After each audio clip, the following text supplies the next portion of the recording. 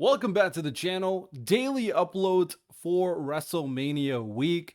I like wrestling, new era. You'll understand my intro if you've been watching my videos. But today we're gonna be doing how good the WrestleMania builds are for each match. And if you watch my WrestleMania prediction video, I am predicting that there might be 3 or 4 more matches added by the time I'm recording this video. So I'm recording this on Saturday after Friday Night SmackDown on April 12th. So I personally do think the SmackDown Tag Team titles are going to make it. Randy Orton's going to make it. I do think Chelsea Green's going to make it. And maybe Ludwig Kaiser with a mystery opponent in the pre-show. So those are some matches I do think are going to make it, but they won't be included for this video because they're not official. So with that said, let's dive right into it. This is my rating system. This is usually how I rate stuff to keep it very simple. 5 and 0 are very special cases. 5 means legendary, Hall of Fame. This is timeless. It's a classic. It is perfect, basically. I don't usually give 5s. My scale is usually 1 to 4. 1 is bad, 2 is mid, 3 is good, 4 is fantastic, no complaints, 5 is legendary, and 0 is dog water crap. This is terrible in every sense of the word. So it's really a 1 to 4 system, 5 zeros being like extremes, okay? I think we understand. All right, let's dive right into it. Jade Cargill versus Naomi, I personally have as a 4 build. I think it's fantastic. I have no complaints. Naomi has been looking like one of the best heels in the WWE Women's Division. Jade Cargill's looking like $1,000,000 too. That's exactly how you want to build a WrestleMania match. Now, how will the in-ring go? No, I don't know.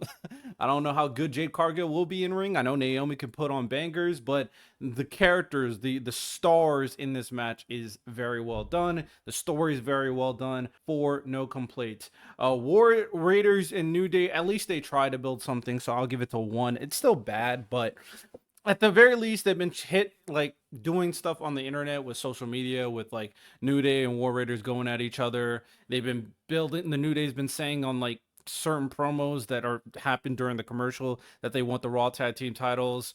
The War Raiders, but they want the New Day to have the title, so that's why this is on WrestleMania. It's still a bad bill. It's not like dog water trash, like one of the worst things I've ever seen in my life, but it is lazy, so it is a 1 for sure.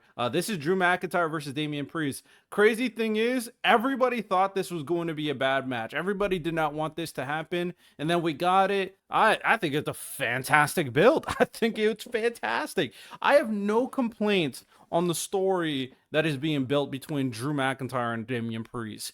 Drew McIntyre has been screwed over by Damian Priest. Damian Priest has been a leech that's been taking advantage of Drew's failures. There's real life heat. This is a street fight.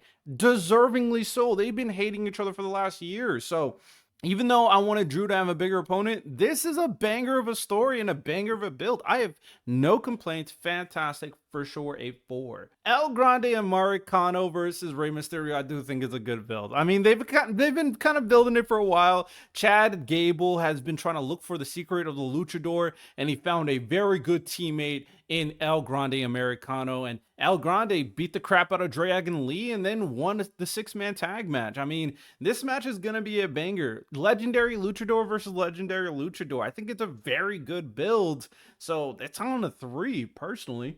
Jacob Fatu, LA Knight. I'm going to say 3 for this one. Now, I do think people are probably going to think, oh, this is just a new kind of feud. No, LA Knight and Jacob Fatu have been beefing for a long time, actually. It's just like not everything hasn't connected as seamlessly if you aren't paying attention, right? I kind of pay attention to details quite a bit, so I can connect the dots pretty easily. At the very least, I think I can, right? So LA Knight, Jacob Fatu, the LA Knight has been having beef with the Bloodline for a while. We've seen time and time again where Jacob Fatu and LA Knight are fighting, and then the whole thing with Jacob Fatu trying to get a #1 contendership spot, and the Bloodline trying to screw him over. Like, they've been having their thing. Now, it hasn't been a real singular feud between Jacob Fatu and LA Knight, but they built up Jacob Fatu to be this menace. LA Knight has been a great U.S. champion for the most part when you don't count in the Shinsuke Nakamura reign. I do think it's a good build, and I'm going to enjoy it, and Jacob Fatu is going to probably win this match. Check out my predictions video. Fatal 4-Way, I also think is a good feud built. I'm not going to say fantastic by any means, but there are fantastic elements here. Like the element between The Judgment Day potentially splitting up is a fantastic storyline, but all of them intertwined isn't fantastic, but it's good. Like, it's very good still. Like, I do have like some nitpicks, but that's why it's not at 4, right? Braun Breaker speared Penta. That's why they're beefing. Braun Breaker is beef with Judgment Day. Liv Morgan got domed this match, and because Finn pinned Penta, he got this match. And Penta is the rising star talent who has beef with Judgment Day and Braun Breaker. Like, they're kind of intertwined, not perfect, but for sure intertwined. This is good. Trash. This is a generationally trash build for the women's tag team titles. I was skeptical they were going to make WrestleMania. I personally don't think they should. I think they should get rid of the tag titles. Or they should just put it in NXT. Putting Lyra and Bayley together for a gauntlet match, even though they had an Intercontinental Championship match before, was so freaking dog water. It's not even funny. Like, this is generationally one of the worst builds I've ever seen in my goddamn life. That's why it's at a 0. It is trash. There's no good thing I can say from this, other than maybe it's going to be a great match, because Liv and Raquel versus Naomi and Bianca was a banger. But this is probably going to be a banger because Lyra was a freak and Bayley are elite. So is Liv and Raquel. The story's trash. The build is trash. This is disrespectful to the women's tag team division. WWE do better. AJ and Logan, it's kind of meh. It's not bad, but it's kind of meh. So that's why it gets a 2. Logan's the hot shot, whatever. AJ wants to put him in his place, sure. It's not like garbage, like it's just kind of meh, you know, nothing crazy, just meh, you know what I'm saying? It's just gonna be a great match. They don't like each other, simple as that. That's why it's meh. Charlotte Flair and Tiffany Stratton. Now this is a weird one, right? Because for WWE purposes, you would expect a match like this to have like better promos and all that stuff and better story. Unironically, this build has been really good.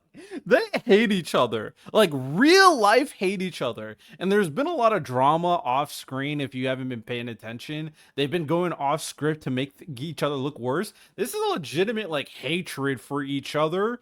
And even though the promos have been messy and bad and it's been weird and awkward, it's been a good build. I'm not gonna lie. I'm invested. I'm interested. I don't know who's gonna win. I don't know who's gonna be on top, but it's like smut TV. It's not, you're not supposed to, it's not supposed to be good, but it's good. That's just what this feud is, really.